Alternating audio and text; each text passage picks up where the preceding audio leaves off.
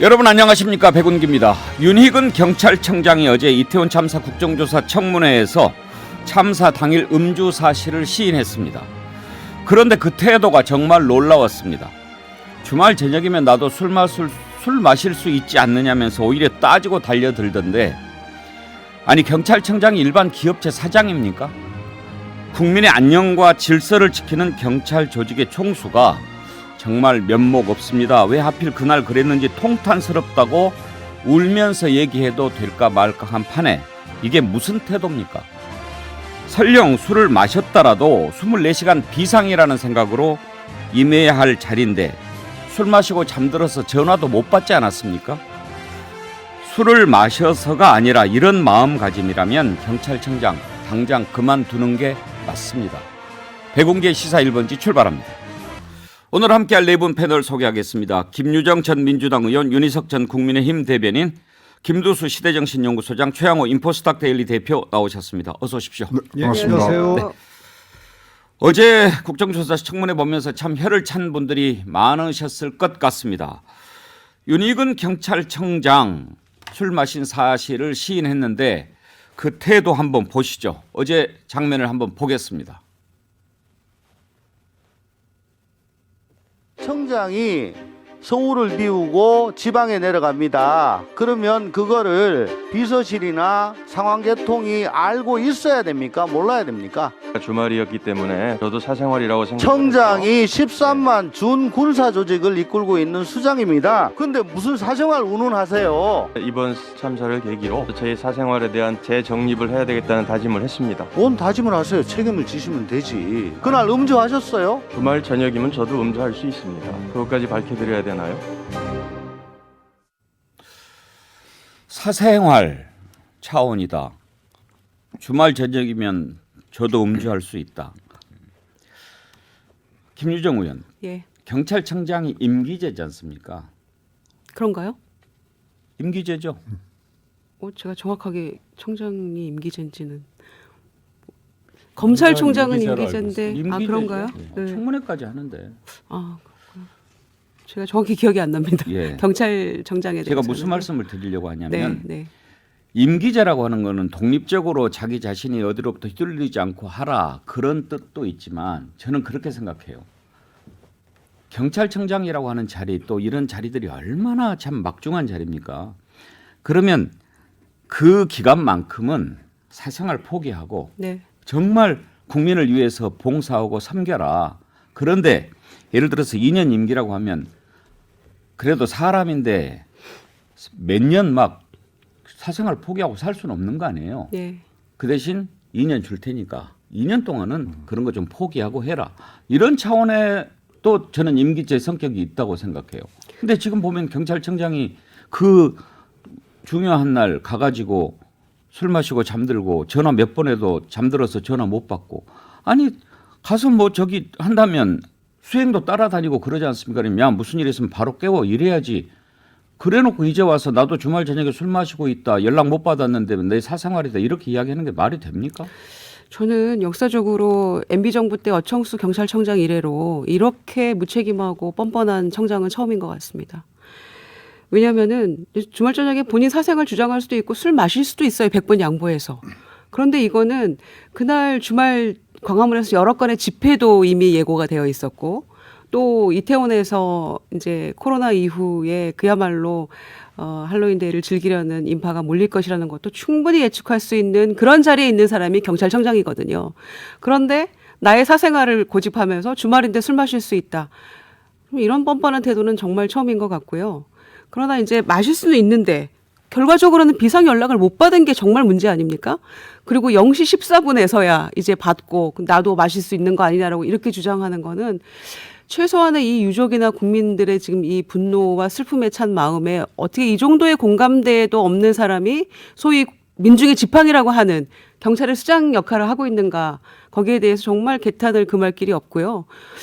적어도 고개 숙이고 함께 공감하면서 유족들이 지켜보고 있는 가운데 진행된 첫 청문회였지 않습니까? 그러면은 눈물을 흘리면서 공감하지는 못할 망정 본인의 권리 주장을 하고 있는 이런 모습을 통해서 어떻게 국민들이 이게 제대로 가고 있는 나라냐라고 생각할 수 있겠습니까? 그래서 정말 잘못된 태도라고 생각하고요. 청장은 본인의 자리를 내놓고 마음껏 주말과 술을 즐기면서 그렇게 인생을 즐기며 살았으면 좋겠어요.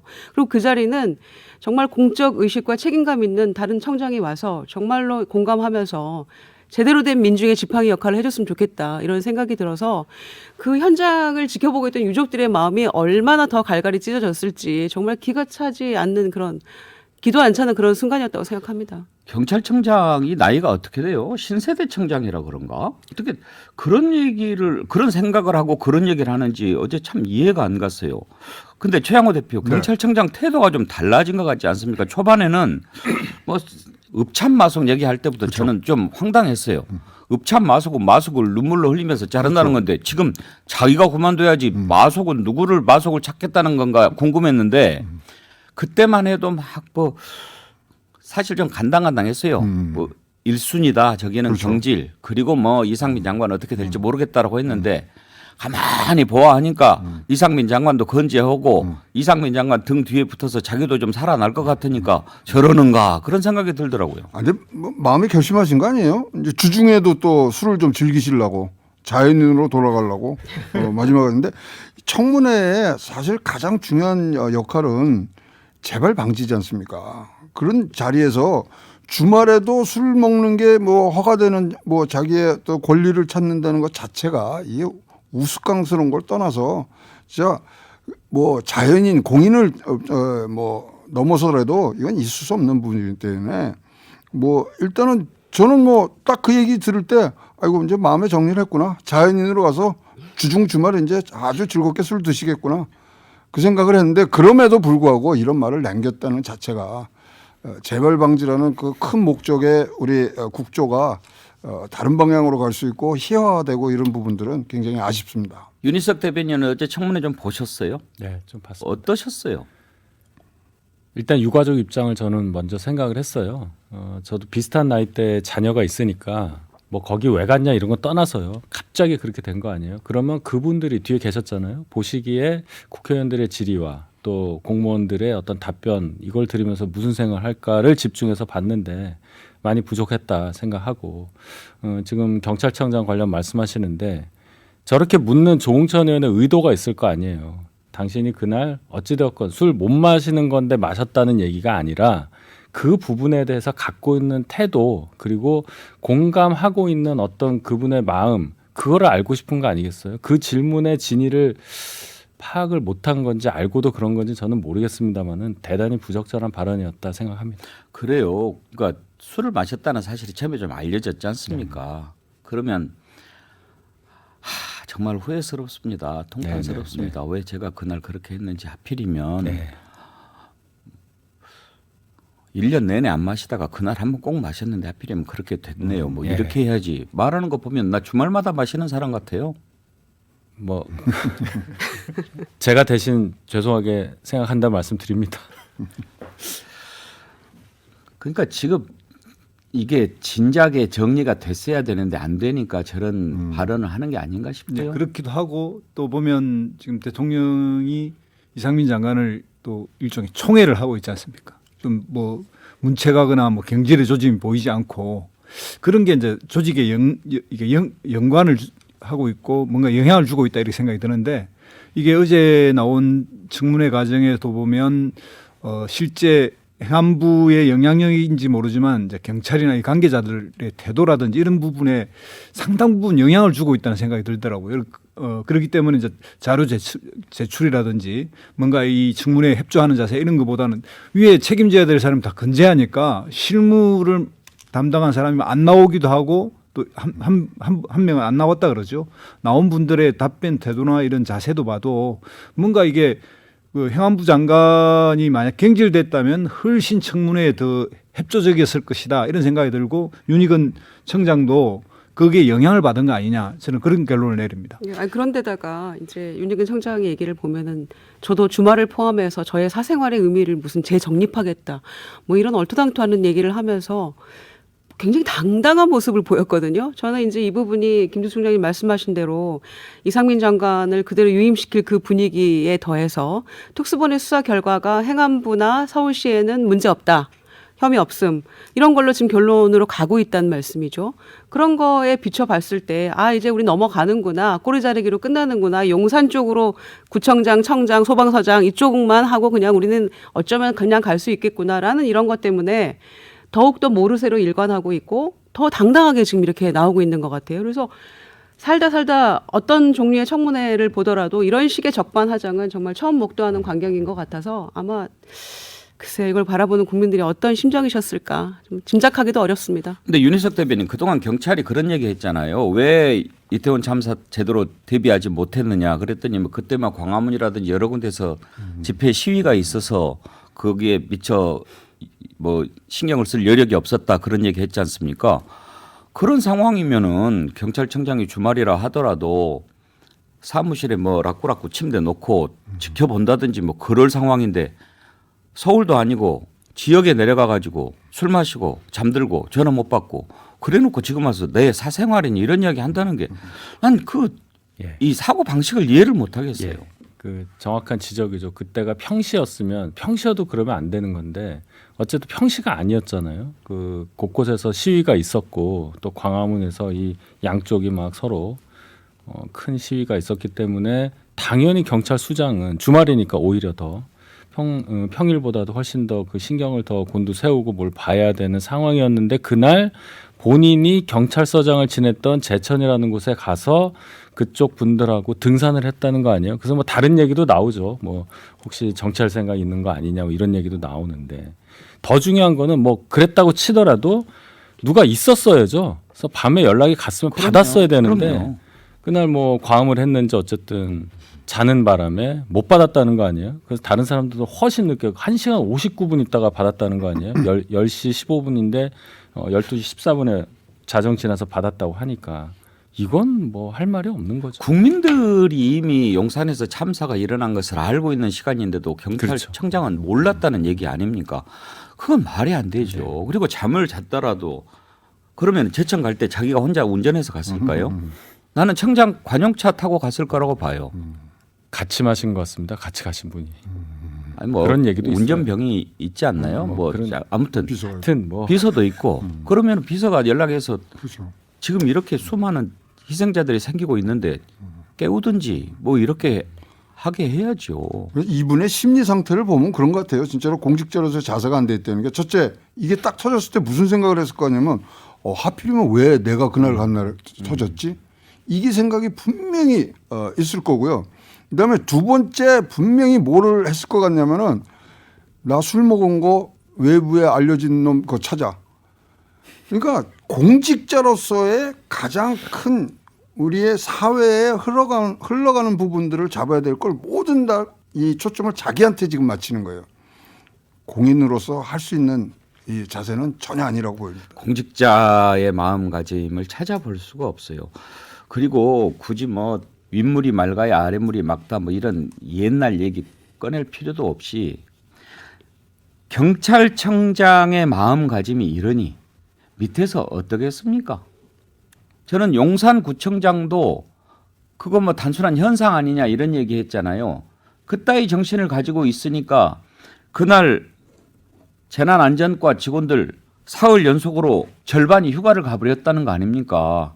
가장 바빠야 할 시기에 직원들이 아이고 골치 아프니까 우리 이때 휴가 가자 해서 다른 때는 한두 명 가는 휴가를 절반이 가버렸다는데 이게 공직자입니까?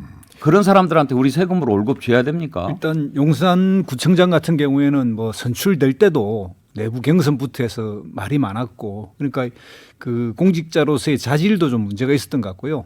당시에 이제 그 어떤 한 지방자치단체장으로서의 기본적 의무가 뭔지에 대한 것도 경솔했던 것 같고요. 그러니까 이게 사전 점검해서 충분히 매뉴얼대로만 하더라도 예년에 해왔던 게 있으니까 어느 정도의 그 관리가 됐을 건데 이제 그것조차도 본인은 참석 안 했고 또 보면 그날 당일날 그 공무를 끊어서 갔지만 자기 고향에 간 그 공문 이 끊어갔지만 사실은 그냥 사적 그 문중 행사에 가서 올라와서 그날 또 당일날 대처도 보면 그 자리에 간 게 아니라 자기 집에 간 건데 자기는 현장 둘러봤다 이렇게 거짓말을 했고 뭐 이런 전체가 다 문제고요. 그보다 더 한간 우리가 또 생각해봐야 될 건 뭐냐면 이게 이 재난 안전의 문제는 이게 이제 국가와 그다음에 이제 강역 단체장 그다음에 이제 기초단체장 이렇게 나뉘어져 있지만 법은 사실은 서울시는 특별시거든요. 광역시와 특별시는 특히나 서울은 단체장이 이런 서울시 전체를 총괄하고 기초단체는 좀 위임 사무 비슷하게 실제 그렇게 행정 원리가 작동합니다. 그런 측면에서 보면 서울시의 재난 안전 책임자도 다 관련이 있는데 그 부분은 이번 특수수사나 이런 데서 지금 뭐 딱 명백히 행사적 책임만을 묻는다 하면 뭐 조금은 다툼의 여지는 있지만 분명히 이게 행정 체계상이 다 책임이 있는데 이런 부분 어떻게 피해 나가고 있는지 이런 것도 안타깝습니다. 하여튼 선출직도 잘 뽑아야 돼요. 김유정 의원 어제도 보니까 지금 국정조사 청문회 국민들이 다 지켜보고 있지 않습니까? 네. 국민의힘 전주혜 의원이 지금 국정조사 위원이죠. 그러니까요. 그런데 청문회 중에 한참 동안 자리에 없는 거예요. 안 보여서. 그 질문 순서까지도 왔는데 안 나타나서 다른 사람으로 바꿨는데 알고 봤더니 어디 뭐 강동구 뭐 거기 뭐 인사회인가 무슨 뭐 모임 있는데 거기 갔다 왔다는 거예요. 이번에 뭐 거기 당협위원장 내정이 된 것 같은데 지금 자기가 있어야 할 자리가 어딘지를 모르는 거 아닙니까 이거는? 그러니까 너무 한심한 일이고요. 지역구 행사 간 거 아닙니까? 국정조사 하다가. 지역구도 아니잖아요. 그래도 일단 당협위원장을 맡았으니까 뭐 그쪽의 관할이라고 생각하는 거죠. 그리고 당시에 야당의 뭐 강동에 적을 둔 의원들은 다 같이 국조를 참여하고 있었거든요. 그래서 지금 그 지역 행사가 문제가 아니잖아요. 신년지 인사회가 뭐가 중요합니까? 본인이 이렇게 일을 하고 있다는 거를 오히려 국민들에게 알리는 게 더 중요한 문제고 알리는 차원보다도 정말 의원으로서 국조위원으로서 자기가 책임과 의무를 다해야 되는 거 아닙니까? 더군다나 45일로 예정됐던 국정조사가 예산 때문에 지금 불과 며칠밖에 못 하고 있고 내일 모레면 지금 이제 끝이잖아요. 오늘 이제 기간 연장에 대해서 논의는 하고 있습니다만은 잘 될지 어떨지는 모르겠어요. 안 되면 연장했대요. 뭐 연장했습니까? 방금 속보가 떴는데 네네. 열흘간 연장하기로 여야가 합의를 했다고 예, 합니다. 야당이 예. 최소한 열흘은 있어야 된다. 왜냐하면 연장해야죠. 지금 뭐 인조사 당연히요. 청문회 해가지고 보니까 국정조사는 청문회 없으면 그건 뭐가 핵심이 빠진 거잖아요. 그럼요. 청문회 이제 자리에서도 시작하는데. 경찰청장이 이런 황당한 얘기를 하고 있는데 안 했으면 어떨 뻔했어요. 안 했으면 정말 우리가 이거 어떻게 할 뻔했습니까?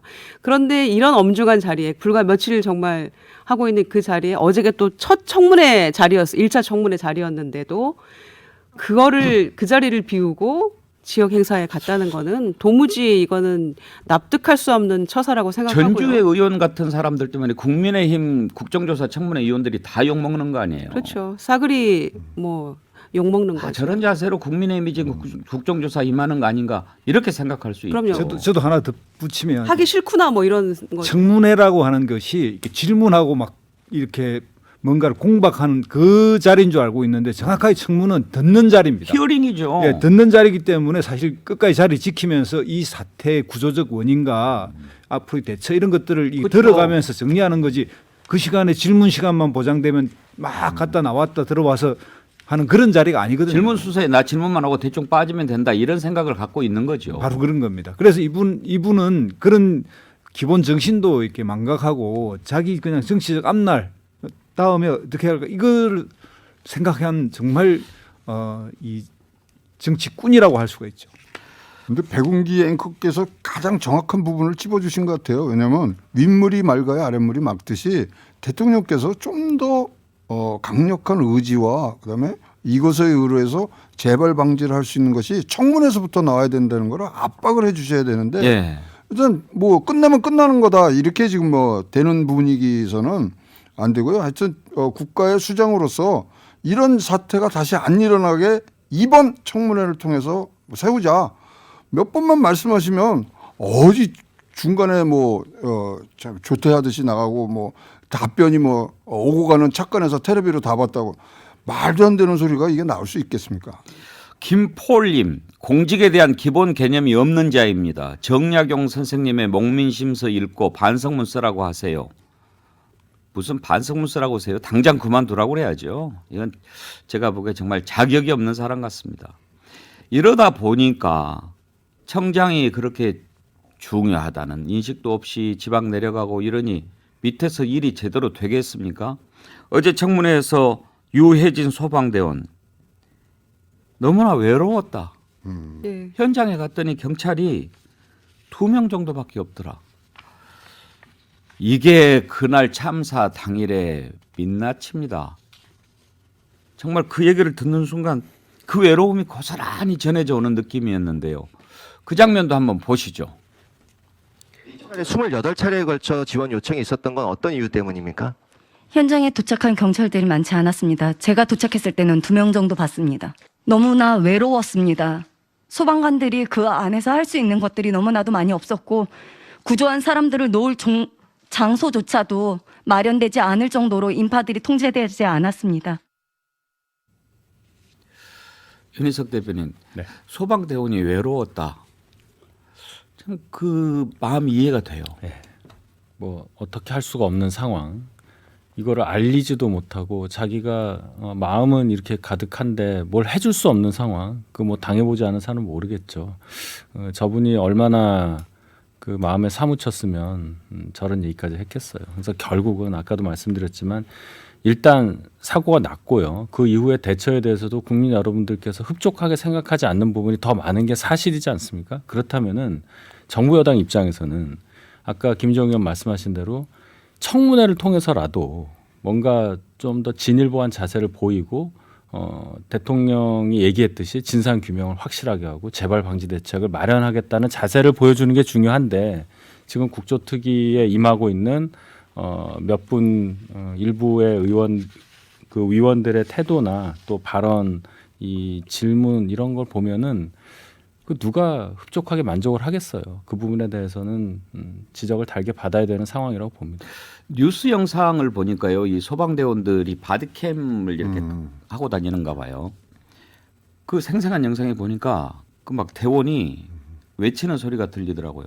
지금 너무 많아요. 그러니까 얼른 봐가지고 살릴 수 있는 사람만 먼저 살리세요. 포기할 사람 포기해야 돼요. 막 이러는 그런 긴박한 모습들이 이렇게 들리던데 현장에 있지 않은 사람들은 알 수 없는 부분이지 않습니까? 그리고 그 일을 직접 당한 유족들의 심정은 어떻겠습니까? 그런데 보면은 저는 그 유족들 옆에서 이렇게 확성기 틀고 막 비난하는 그런 사람들의 심성, 그 마음을 전 정말 이해할 수가 없어요. 그리고 또 국민의힘 조수진 의원은 또 같은 편이네, 같은 편이야 그러는데 어떻게 유족들한테 그러는가요?